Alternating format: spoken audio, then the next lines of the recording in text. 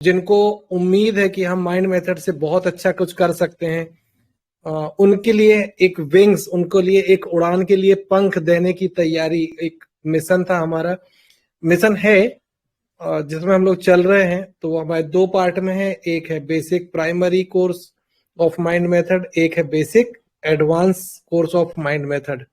Primary में जो लोग जस्ट क्लासिकल से माइंड पे शिफ्ट हो रहे हैं, या जो लोग अभी माइंड मेथड पे नए हैं, तो उनके लिए प्राइमरी कोर्स है। और जिनको पहले से रुब्रिक बनाते बनता है, वर्जन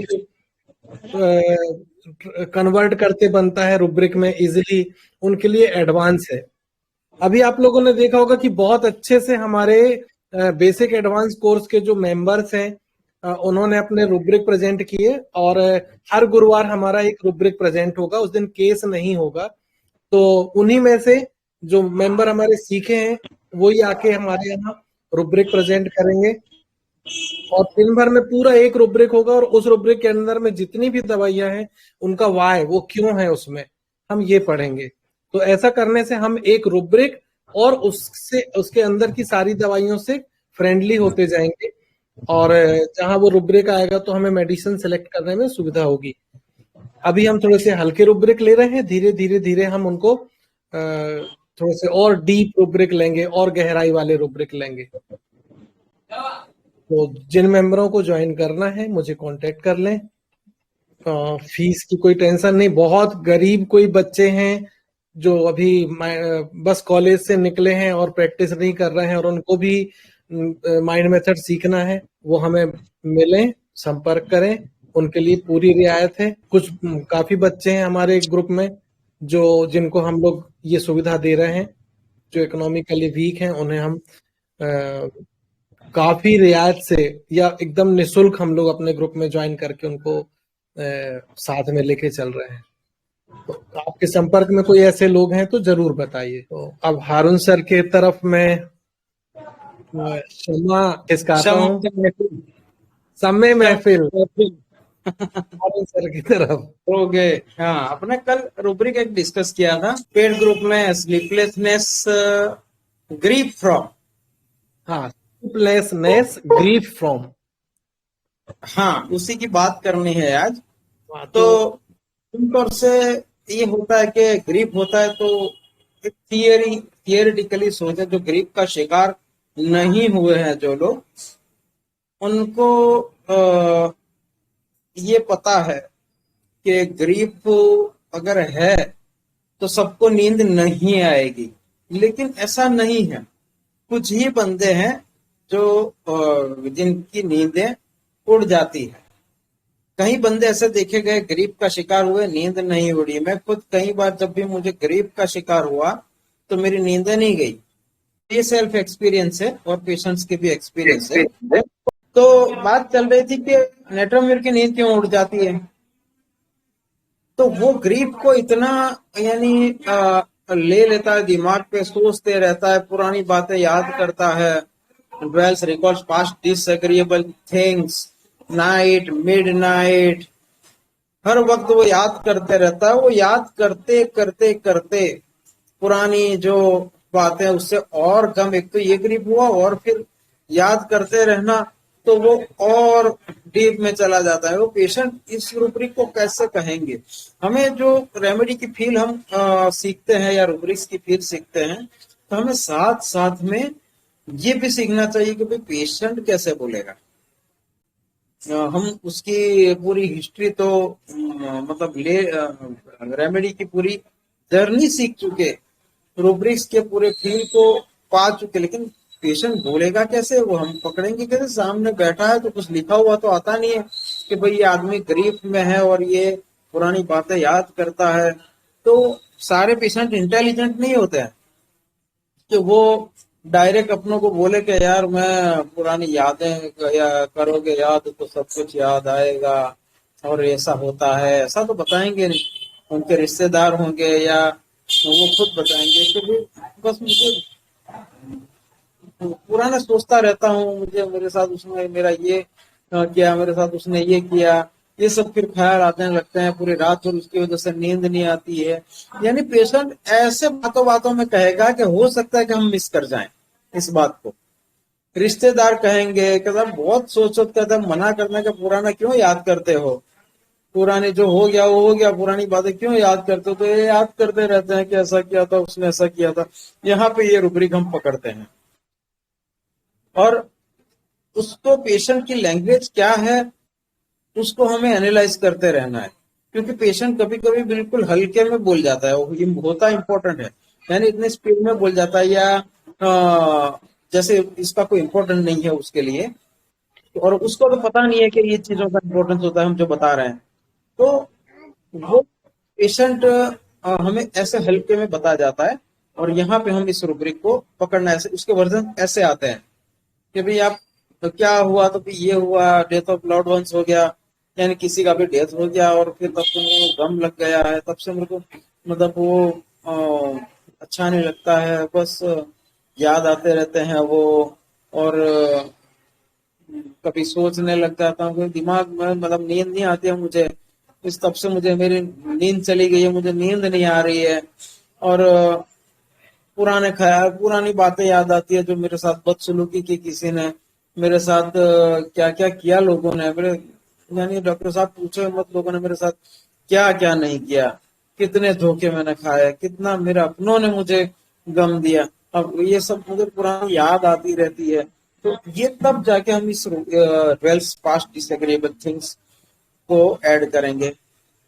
ये नाइट में भी होता है, मिड नाइट में भी होता है, यानी चलता रहता है उसका दिमाग, यानी इतना ब्रोडिंग, ब्रोडिंग ग्रीफ ओवर एक रूब्रिक है, हाँ शायद ब्रोडिंग, ब्रोडिंग यानी ब्रूड करते रहता है, पकाता है, खिचड़ी पकाते रहता है, अपने जो ग्रीफ की खिचड़ी पकाते रहता है उसका शॉर्ट में बहुत। और क्यों करता है, ये दो रेमेडी है ऐसा करते हैं, इग्निस और नेट्रम्ब्यूट, वो क्यों करते हैं कि वो एंजॉय करते हैं, मजा आता है, उदासी का मजा आता है उनको, अपनी इसको उदासी को एंजॉय करते हैं।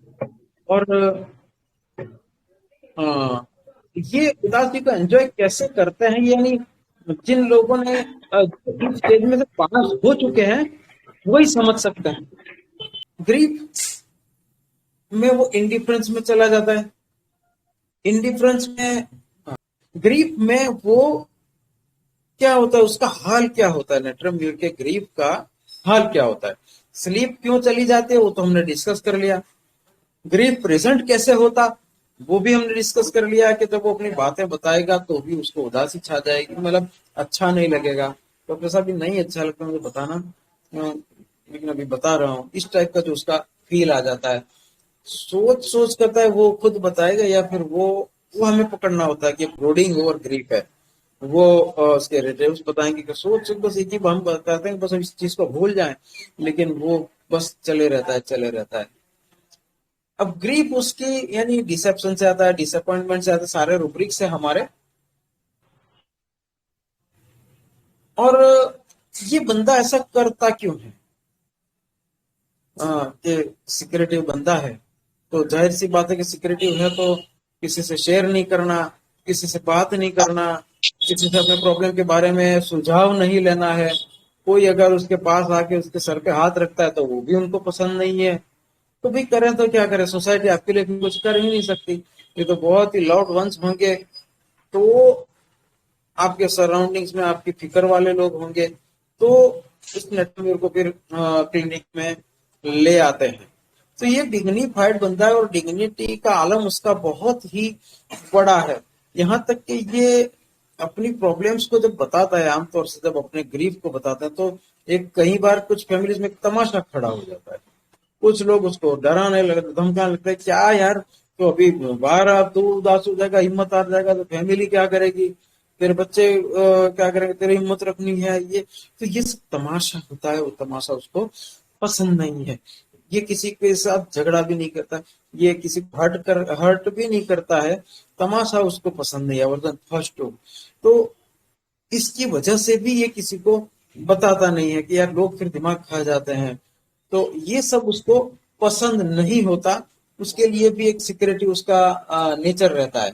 और इमोशनली वल्नरेबल होता है, ये एक sensitive to opinion of others होता है।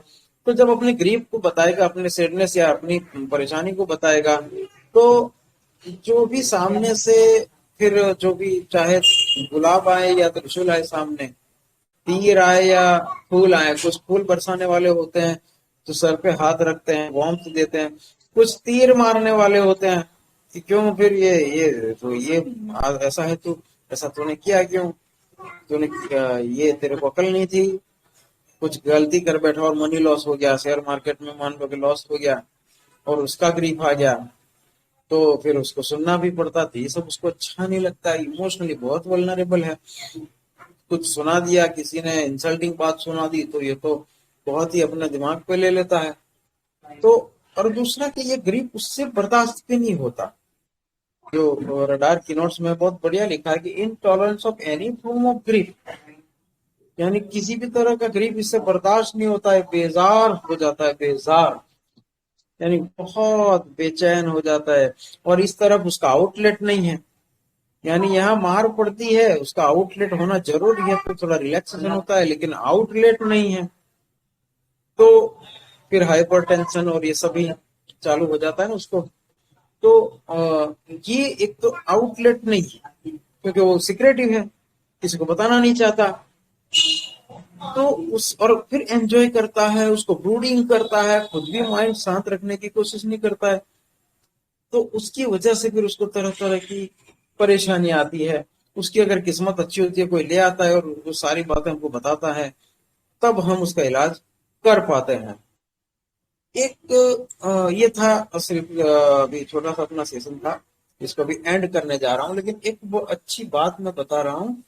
जो बच्चे, ऑलमोस्ट बच्चे या कोई भी हो, वाइफ हो, कुछ भी हो, कोई भी हो, जब क्वेश्चन पूछा जाता है, तब वो, ये ऑब्जर्वेशन रूब्रिक है, तब वो उनके माँ बाप की तरफ देखते हैं, या जो भी अटेंडेंट है, हस्बैंड है वाइफ की तरफ देख, वाइफ हस्बैंड की तरफ देखते हैं।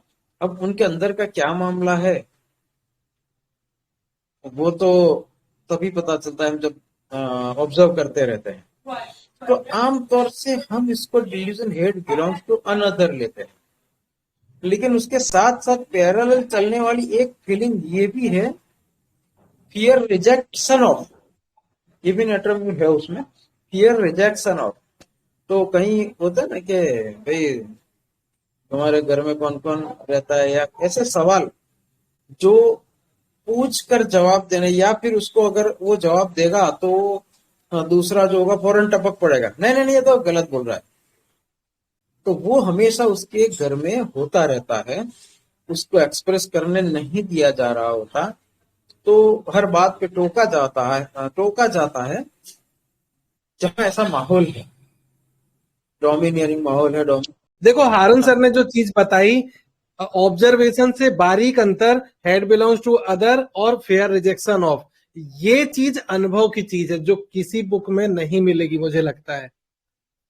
और ऐसी चीजें हमें सीखनी है, और ऐसी चीजें और हम जो डिटेल में बताएंगे वो हमारे बेसिक जो एडवांस कोर्स हमारा चल रहा है उनमें बताने वाले हैं। नेक्स्ट बेसिक एडवांस कोर्स में हम लोग 2 लाइन्स प्रिस्क्रिप्शन, 2 पेशेंट आया बताया, उसमें से 2 चुनिंदा लाइन ऐसी रहेंगी कि हमारा केस निकल जाएगा, उसमें भी क्रॉनिक केस है ना, सेलुलाइटिस वाले केस, पेशेंट की एक बात से केस डन हुआ, आप उसकी पिक्चर देखेंगे तो हिल जाएंगे।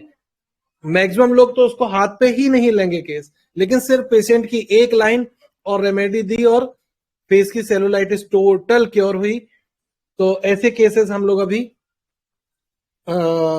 एडवांस कोर्स में हमारे बताने वाले हैं, उसमें कुछ क्रॉनिक रेमेडी भी होंगी, सेलेक्स फ्रेग्रेस और इस टाइप की। तो आप इंटरेस्टेड हैं तो अगले हमारे बेसिक एडवांस कोर्स के लिए एनरोलमेंट कर सकते हैं, उसके लिए मुझे मैसेज कर सकते हैं।